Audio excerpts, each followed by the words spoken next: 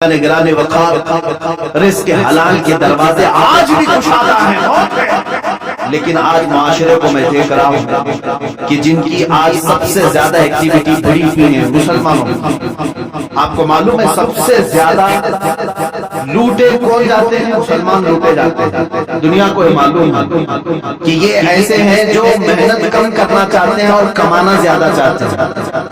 ان سے کام کاج زیادہ نہیں ہوتا مسلمان، تو ان کو راتوں رات بادشاہ بننے کی فکر ہوتی ہے. آپ دیکھ لینا جا کر کے تجزیہ کر لو، لاٹری لگانے میں سب سے زیادہ وہ مسلمان آگے ہوں گے. ان کو ایسا لگتا ہے کہ راتوں رات میں کروڑ پتی بن جاؤں گا. چیٹ فنڈ کمپنیاں جتنی آتی ہیں اس میں مال مسلمانوں کا لگتا ہے. یہ چیٹ فنڈ کمپنیاں آتی ہیں جو لاکھ کو 2 لاکھ بناتی ہیں سال بھر کے بعد، اور دیتی بھی ہے شروع میں، اور اس کے بعد چند سالوں کے بعد پورا کا پورا مال لے کر کے فرار ہو جاتے ہیں. حیدرآباد میں ہوا، بنگلور میں ہوا، ممبئی میں، یہ کنٹینیو چلتے رہتے ہیں. میں آپ کو بتاؤں چیٹ فنڈ کمپنیاں نئی نئی آتی رہیں گی، ان کو پوری ٹریننگ دی جاتی ہے چلانے کی، نئی نئی اسکیمیں لانے کی. اور جو ڈسے ہوئے ہیں مسلمان، اب بھی اگر نئی کمپنیاں آئے تو پھر جا کے بھریں گے، پھر بھریں گے. کیوں؟ حلال کھانے کی جب فکر نہ ہو، محنت کرنے کی جب عادت نہ ہو، تو شیطان اسی طرح سے ان کے ذہن کو برگلاتا ہے. وہ راتوں رات اپنے پورے پیسے لگا کر کے ڈبل چاہتے ہیں. یہی تو سود ہے، یہی تو بیاج ہے جو حرام کھانے کی فکر ہے.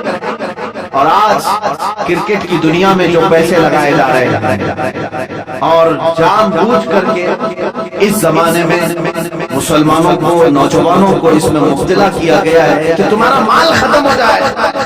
حیرت کی بات ہے کہ پہلے شرم محسوس کرتے تھے لوگ بیاج کہنے کو، سود کہنے کو، گیمبلنگ کہنے کو، جوا کہنے کو.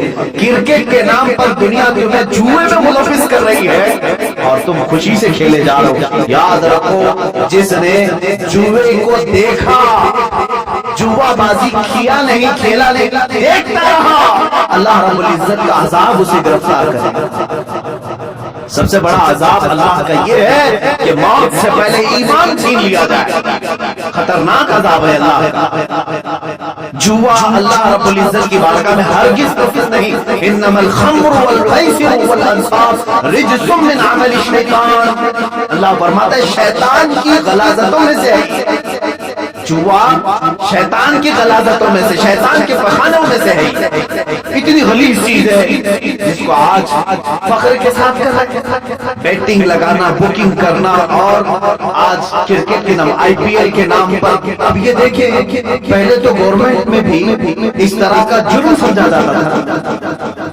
بیٹنگ کرنا اور پیسے لگانا، میچ فکسنگ کرنا، یہ سب جرم سمجھا جاتا تھا. بلکہ آج تو یہ ہے کہ اسی نام پر یہ کھیل چل رہے ہیں، اسی نام پر. مجھے ہمارے ایک بچے نے کہا کہ اب تو ایپ بنا دیا گیا ہے، ایپلیکیشن، کہ کہیں ادھر ادھر ایجنٹوں کو پیسے دینے کی ضرورت نہیں، ایپلیکیشن بن کر کے آیا ہے، اسی میں آپ پیسے ڈال دو اور میچ میں جتنے پیسے لگانا ہے لگاؤ. شروع میں جو لگاتا ہے اسے لگ کر کے بھی آ جاتا ہے اور یہ خوش ہو جاتا ہے. نوجوان میں نے 500 لگایا تھا، 1000 آ گئے. اللہ کی پناہ میرے عزیزوں، تمہارا ایمان بخارت ہوتا ہے. یہ میچ میکسنگ کے معاملات، بکنگ، بیٹنگ، یہ پورا کا پورا جوا کھیل رہے ہیں. سنو حدیث پاک، میرے آقا صلی اللہ تعالی علیہ وسلم نے فرمایا جو سود کھایا یا جوا کھیلا، توجہ، جوا کھیلا. میں خالی کرکٹ کی بات نہیں کر رہا ہوں، ہمارے بچے اپنی فٹنس کے لیے بہت سارے کھیل کھیلتے ہیں، میں نے کبھی ان کو نہیں روکا. آپ ورزش کی نیت سے بہت ساری چیزیں، لیکن وہی پیسہ لگا کر کے کھیلا جوا ہو گیا. جوا ہو گیا، پورا کا پورا جوا ہے، گیمبلنگ ہے. حدیث پاک میں جو جوا کھیل کر کے آیا، سود کا لقمہ کھا کر کے، اگر وہ مسجد میں آ بھی گیا اور وضو کیا، میرے آقا فرماتے ہیں اس نے خنزیر کے خون سے اپنے ہاتھ اور پیروں کو دھویا. اس نے اپنے چہرے کو اور اپنے ہاتھوں کو خنزیر کے غلیظ جانور کے خون سے رنگا. اس کا کوئی وضو نہیں, اس کی کوئی نماز نہیں. اے مسلمانوں, کیا تم یہ چاہتے ہو کہ تمہاری عبادتیں منہ پر مار دی جائیں؟ بچوں کو آج مجھے بیدار کرنے کی ضرورت ہے, اس لیے میں نے آج گفتگو کی ہے. میرے عزیزوں, یہ دنیا جو تماشے دکھا رہی ہے یہ تماشے ہیں. یہ جو دنیا لہو و لعب کی باتیں کر رہی ہے, قرآن نے بہت پہلے فرما دیا انما الحیات الدنیا لہو و لعب. دنیا کی پوری زندگی کھیل کود ہے, تماشا ہے. چند دنوں کے بعد ویرانی آ جائے گی, چند دنوں کے بعد سناسا. بعض بزرگوں نے فرمایا پوری دنیا کی مثال اسٹیڈیم کی طرح ہے, کھیل کی طرح ہے. پلیئرز آ رہے ہیں, لوگوں کے دیکھنے کی بھیڑ جمع ہے, آوازیں ہو رہی ہیں. کھیل ختم ہوا, ساری سیٹیں خالی, پلیئر بھی چلے گئے, بچا کیا خالی گراؤنڈ. تمہاری زندگی دنیا میں ایسی ہی ہے, تم آئے ہو ہنسی خوشی کھیل کود سب چیزوں میں اپنی زندگی ختم کیے. اچانک ملک الموت کا پنجہ پڑے گا, اور پھر جب تم قبرستان میں لے جائے جاؤ گے تو سارا کا سارا سناٹا, کچھ نہیں. اب دنیا کا شور شرابہ کچھ نہیں. وہاں پھر سزا دینے والے فرشتوں کی چنگار سنائی دے سکتی. عزیزان گرامی اوقات, ہمارا جب عقیدہ آخرت پر ہے, آخرت. مجھے ایک بڑی اچھی بات یاد آتی ہے. ایک بڑے عالم دین تھے, ان کے متعلق میں نے پڑھا. وہ ٹرین میں سفر کر رہے تھے, سامان کچھ زیادہ ہو گیا تھا اور اس کی فیس بھرنی تھی. جو پینلٹی ہوتی ہے یا تو پھر اس کا گورنمنٹ کو بھرنا تھا چارج. ٹی ٹی جو تھا اس نے کہا مولانا صاحب رکھ لیجیے, میں ہی ہوں سفر پر, اگلے اسٹیشن تک میں ہوں, میرے بعد جو ٹی ٹی آئے گا اس کو میں نے کہہ دینا ہے, میں بتا دوں گا کہ مولوی صاحب سفر پر ہے, وہ بھی آپ ہی کچھ فائن نہیں لگائے گا اور آگے اسٹیشن تک آپ کو چھوڑ دے. مولانا صاحب نے پوچھا کہ وہ کہاں تک چلے گا؟ آپ تو اگلے اسٹیشن تک جائیں گے, میرے سامان کی پوچھتا نہیں. دوسرا ٹی ٹی آئے گا جس کو آپ بولیں گے وہ کہاں تک جائے گا؟ کہا ٹرین جہاں تک جائے گی وہ ٹی ٹی رہے گا. تو انہوں نے کہا نہیں, مجھے اور آگے تک جانا ہے, مجھے اور آگے تک جانا ہے. کیا وہ ٹی ٹی وہاں تک آئے گا؟ کہاں تک جانا ہے؟ کہا مجھے میدان محشر تک وہاں تک جانا ہے. اگر وہ تمہارا ٹی ٹی وہاں پر بھی سفارش کر دے گا اور اللہ سے میرے اس جرم کی سزا کو کم کروا دے گا, تم مجھ سے چوری کروا رہے ہو.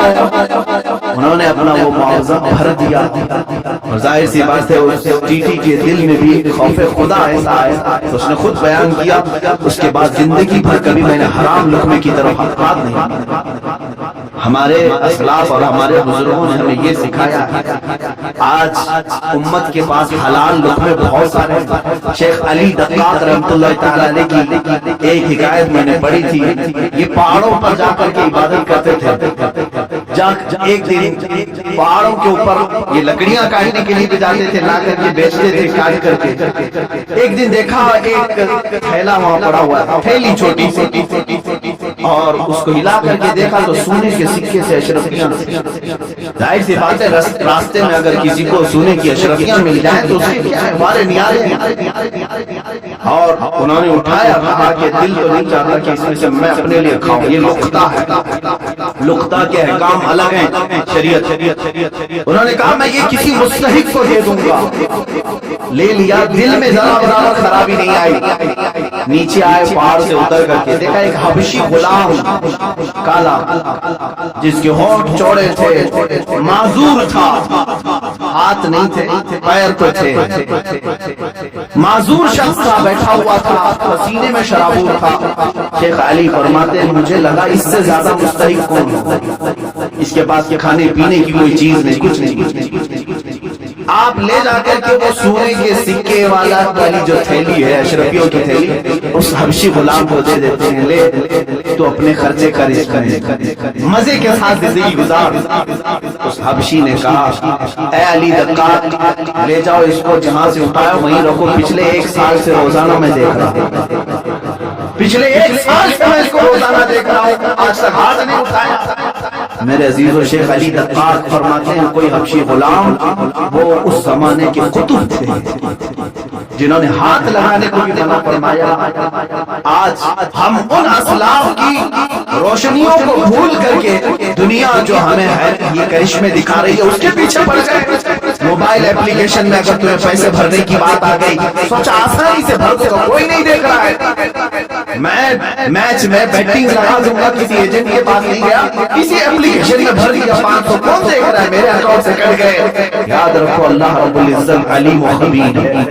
لا تأخذہ سنۃ ولا نوم, جس کے پاس میں فیصلہ دینا ہے اسے تو اونگ بھی نہیں آتی, نیند بھی نہیں آتی. ہم سے بچ لو گے, آج دنیا سے بچ لو گے, دوستو احباب کو چھپا کر کے تم جوا کھیل لو گے, لیکن دوستو احباب تمہارا نہ فیصلہ کرنے والے ہیں نہ تمہیں سزا و جزا دینے والے ہیں. جس کے پاس فیصلہ ہونا ہے اس کی تو شان یہ ہے کہ اسے اونگ بھی نہیں آتی, وہ غافل بھی نہیں ہے کسی چیز سے. تمہارے حالتیں, تمہارے دل کی خبریں وہ سب جانتا. تو یاد رکھو جو نوجوان اس آفت اور بلا میں ملوث ہو گئے ان کے لیے میں کہوں گا کہ تمہارے لیے دردناک عذاب, دردناک عذاب ہے. یہ راستہ جو تم نے چنا ہے یہ اسلامی راستہ نہیں. اب حرام کی جو وعیدیں ہیں جانتے ہو, اللہ اکبر, میرے آقا صلی اللہ تعالی علیہ وسلم نے فرمایا جس نے حرام لقمہ کھایا, سود کا ہو کہ جوا, حدیث میں سود کے لیے یہ لفظ آیا,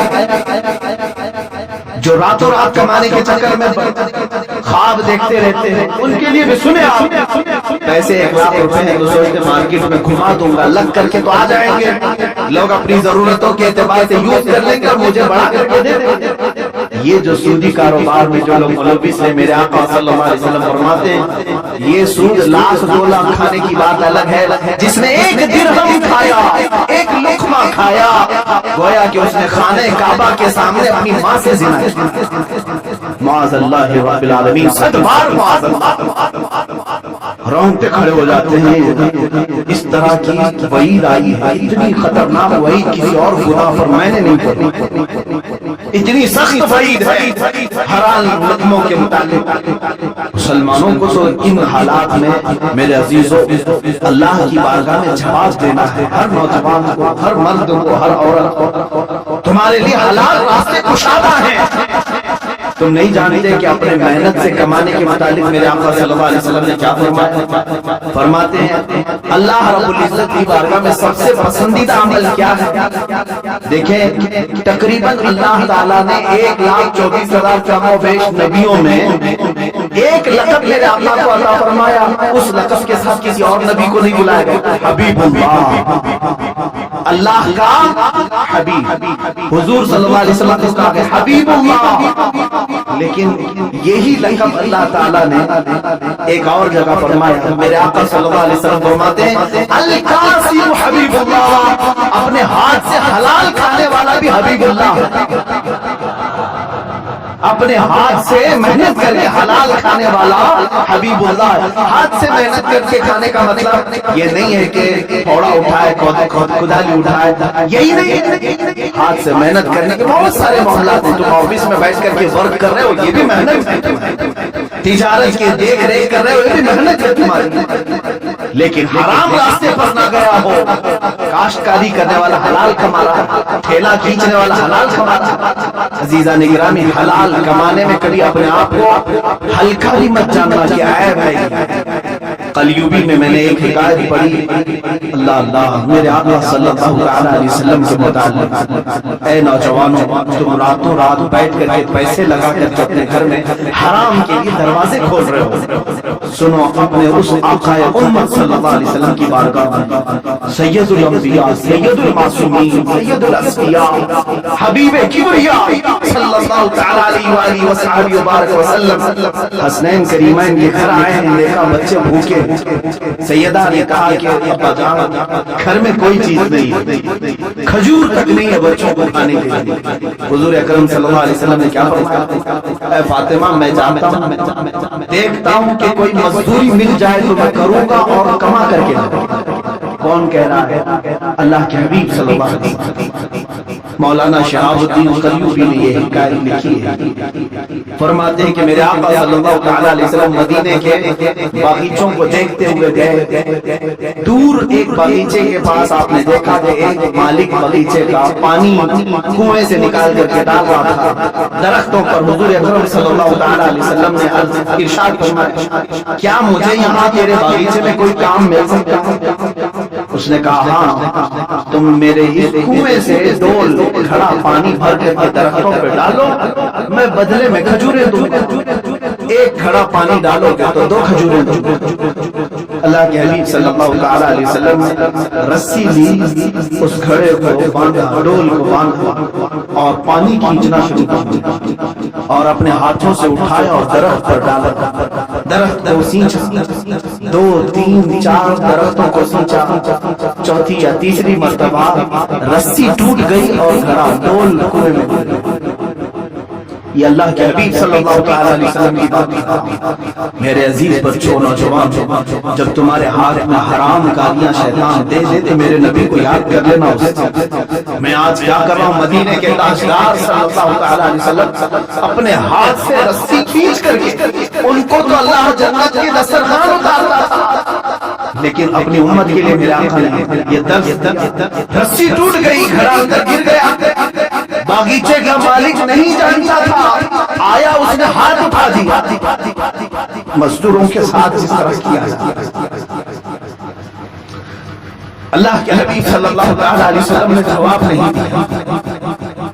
میرے آقا صلی اللہ تعالی علیہ وسلم نے جواب نہیں دیا اس لیے کہ میں مزدوری کر رہا ہوں یا کام کر رہا ہوں۔ آپ نے گھڑے کو نکالا، پھر رسی کو باندھ کر کے اس کو دے دیا۔ غالباً اس دن 6 یا 8 کھجوریں ملی، وہی لے کر کے حسنین کریمہ کو کھلانے کے لیے میرے آقا گھر میں تشریف لائے، وہی کھجوروں کے ساتھ۔ کائنات کا آقا و مولا اپنے ہاتھوں سے کما کر کے اپنے بچوں کو کھلا سکتا ہے، اور تم راتوں میں بیٹھ کر کے گیمبلنگ کر کے جوئے کھیل کر کے اپنے گھر کو جہنم کی آگ سے بھرنا چاہتے ہو۔ کیسی امت ہے؟ حضور اکرم صلی اللہ علیہ وسلم نے کسی کو یہ چیز بیان نہیں کی، لیکن جس نے ہاتھ اٹھایا تھا اس کے بعد اسے احساس ہونے لگا کسی حسین چہرے پر میں نے ہاتھ اٹھایا، چاند جیسا کوئی میرے باغیچے میں اترا تھا۔ بعد میں بے قراری اتنی بڑی کہ جو گزرتا تھا اسے پوچھتا تھا کہ ایک ایسی شخصیت میرے ہاں آئی تھی، کون ہے؟ لوگوں نے کہا کہ وہ تو محمد رسول اللہ صلی اللہ علیہ وسلم۔ اس نے کہا وہی ہے۔ کہا اس نے ندامت اور شرمندگی کی وجہ سے تلوار اٹھائی اور اپنا ہاتھ کاٹ دیا۔ کہا مجھے اس ہاتھ کی ضرورت نہیں، میں نے ہاتھ اٹھا دیا۔ اسی حالت میں مسجد نبوی آئے، اللہ کے حبیب صلی اللہ تعالی علیہ وسلم کے پاس شام کے وقت آیا، زاروں قطار رونے لگا، مجھ سے گستاخی ہو گئی، میں نہیں جانتا، اور میں نے کبھی یہ نہیں سوچا تھا کہ اللہ کا رسول باغیچے میں میرے آنچل کے ڈول سے پانی سینچے گا، پانی نکال کر کے درختوں پر ڈالے گا۔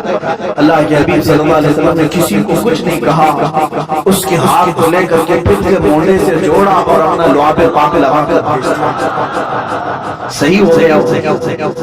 میں نے قلیوبی میں یہ بات پڑھی ہے، صرف اس لیے عرض کرتا ہوں آج بچوں کو نوجوانوں کو، تم کو شیطان یہ راستہ دکھاتا ہے کہ تم جہنم کی آگ اپنے گھروں میں، اپنے برتنوں میں، اپنے پتیلیوں میں بھر دو حرام رزق سے، اور اللہ کا حبیب صلی اللہ علیہ وسلم تمہیں یہ درس دیتا ہے، رسول کریم صلی اللہ علیہ وسلم تمہیں یہ راستہ دکھاتے ہیں کہ تمہارا گھر حلال کی برکتوں سے منور ہو جائے، تم کھاؤ نور پیدا ہو۔ جس کے گھر میں حلال رزق ہوتا ہے اس کو عبادتوں کا ذوق بڑھ جاتا ہے، اس کے سجدوں میں لذت زیادہ ہو جاتی ہے، وہ مسجد سے نکلنے کی خواہش کبھی نہیں کرتا، وہ اللہ کی بارگاہ میں ملاقات کی خواہشیں زیادہ کرنے لگتا ہے۔ حلال جب جسم کے اندر نہ ہو تو پھر اس کے پیٹ میں غلاظتی زیادہ، افکار و نظریات خراب، پراگندہ اور ہمیشہ حرام کاری کرنے کی خواہشیں پیدا ہونے لگتی ہیں۔ سیم یہی مثال ہے کہ اس پیٹ میں تم غلاظت ڈالو निकालोगे हाथों और पैरों से गलीज काम नहीं होंगे। हलाल लुक्मे डालो तो आंखों से भी नूर चमकेगा, जुबानों से भी शहद टपकेगा, हाथों और पैरों से भी नेकियों के काम हुआ करेंगे। रिस्क का बड़ा अहम रोल है इस्लामी जिंदगी में। अगर मुसलमान इसकी तवज्जो नहीं करता तो मैं समझता हूँ वो ज़ाहिरी मुसलमान है, बातिन में जहन्नम की आग भर रहा है, बातिन में दोज़ख की आग भर रहा है। सैयदना हबीब आजमी रहमतुल्लाह तआला अलैह के भी मुतालिक ये भी है, वो सूद का कारोबार करते थे, लेकिन एक दिन उनकी बीवी ने देखा कि घर में पतीली रखे हैं, गोश्त और सालन चढ़ा करके गए, पकने के बाद देखा तो पूरी की पूरी हांडी में खून भरा हुआ, सूद की रकम। बीवी ने कहा कि ये जब लोगों का सूद लेते हो तो यही होगा, हो सकता है अल्लाह ताला तुम्हें अपनी तरफ बुलाने के लिए निशानी दी है, वरना तो अक्सर को अल्लाह ताला निशानी भी नहीं देती कि उनके लिए आखिरत का अज़ाब है। तुम्हें अल्लाह ताला एक मौका दिया, उसी दिन वो तौबा करके अपने घर से निकल गए। हाँ मैं जानता हूँ जो हराम कार्यों में मुलविस हैं उनके लिए अब मेहनत करना मुश्किल हो जाता है। बड्डी के कारोबार करने वाले सोचते हैं अब तक तो बैठ करके नवाब बन करके खाता था, लेकिन अब अगर ये नहीं करूंगा तो मेहनत, हाँ तुम्हारी आजमाइश भी होगी। हबीब आजमी फरमाते हैं 9 दिन तक मस्जिद में बैठता था, कोई काम मुझे आता ही नहीं था। शाम को बीवी पूछती थी क्या कुछ कमा करके लाया है, कहता कि मैं एक अच्छे मालिक की खिदमत कर रहा हूँ, वो कह रहा है कल दे दूंगा, कल दे दूंगा, कल दे दूंगा। किसी की खिदमत नहीं करते, मस्जिद में बैठ जाते। शर्मिंदगी थी बीवी के पास बोलने के लिए, बीवी यही कह रही थी सब्र कर लूंगी, एक न एक दिन तुम्हारा मालिक दे ही देगा जिसके यहाँ तुम मजदूरी कर रहे हो। 9 दिन हो गए, पैर भारी हो गए घर जाने के लिए। क्या आज बीवी पूछेगी आज कुछ मजदूरी मिली कि नहीं मिली, क्या बोलूंगा। लेकिन घर पहुंचे तो देखा घर में रोशनी है, दस्तरखान बिछा है, तरह तरह के खाने बने हुए हैं, घर में 1 रुपया नहीं था। बीवी से आकर पूछा ये सब कहाँ से आए, कहा तुम जिसके यहाँ मजदूरी करते हो उसी कंपनी का एक खादिम आया था, सारे खाने दे करके गया है और कहा ऐ खातून अपने शोहर से कह देना उसकी खिदमत मालिक को बहुत पसंद है। मालिक ने कहा और खिदमत करेगा और मजीद नियामतें देंगे। हबीब आजमी चीख पड़ते हैं, कहते हैं मैं जिसके यहाँ खिदमत कर रहा हूँ वो कोई नहीं जानता, मेरी बीवी भी नहीं जानती। उसी दिन अपने घर से निकल गए और फना फिल्लाह का मकाम हासिल किया। हजरत हबीब आजमी रहमतुल्लाह तआला अलैह बगदाद के उन मशहूर औलियाए कामिलीन में शामिल हुए जिनकी बारगाह में हजरत फुज़ैल बिन अयाद बल्कि सरकार बगदाद गौस आज़म अब्दुल कादिर जिलानी रज़ियल्लाहु तआला अन्हु भी अदब से नाम लिया करते थे। जब तुम हराम को छोड़ोगे अल्लाह ताला हलाल 1000 दरवाजे खोलेगा तुम्हारे लिए। अजीजा ने गिरामी मैं यही आखिरी मैसेज देना चाहूंगा जो भी मुझे सुन रहे हैं नौजवानों, तौबा करो, सच्ची तौबा करो। दुनिया तुम्हारे माल से और तुम्हारे पैसों से अपनी ईंटें बना रही है और तुम्हें इसका जरा बराबर भी शऊर नहीं है।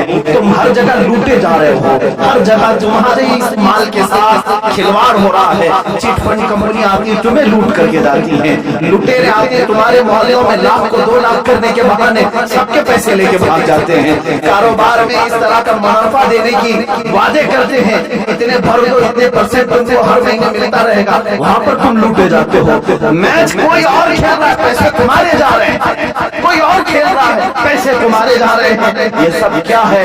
तुम्हारे हलाल कमाई को दुनिया निगल जाना चाहती है। याद रखो अल्लाह रब्बुल इज्जत की बारगाह में हर चीज का हिसाब होगा।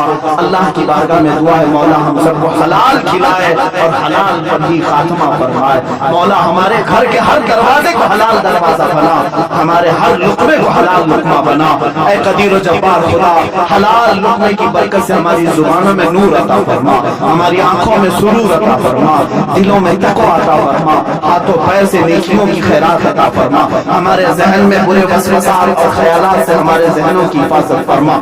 ऐ करीम खुदा जो बच्चे भटक चुके बहक चुके और आज इस तरह की गैम्बलिंग में जुए में लगे हैं, ऐ कायनात के मौला उन नौजवान बच्चों को तू राह रास्त अता फरमा, सिराते मुस्तकीम पर गामज़न फरमा दे, उन्हें हबीब किबरिया की मोहब्बत सलीम अता फरमा। मौला हमारी दुआओं को नाले ने मुस्तफा की बरकत से कबूल मकबूल फरमा। व आखिर दावाना अल्हम्दुलिल्लाहि रब्बिल आलमीन।